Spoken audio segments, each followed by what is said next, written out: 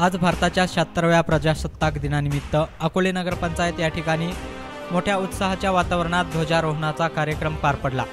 नगराध्यक्ष बाळासाहेब वडजे यांच्या हस्ते ध्वजारोहण करण्यात आले।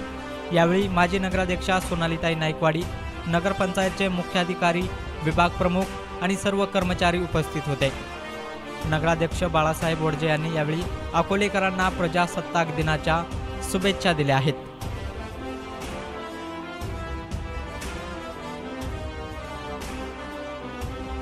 तरवा प्रजासत्ताक दिन 26 जानेवारी आज नगरपंचायतीच्या वतीने साजरा करण्यात आला।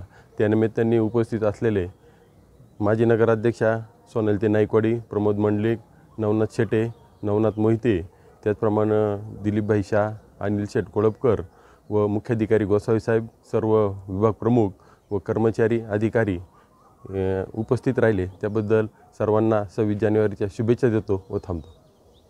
अकोलेकरांना 26 जानेवारीच्या शुभेच्छा देतो थांबतो। प्रजासत्ताक दिनानिमित्त अकोले नगर पंचायत येथे माननीय नगराध्यक्ष बाळासाहेब वडजे साहेब यांच्या हस्ते ध्वजारोहण झालेला आहे।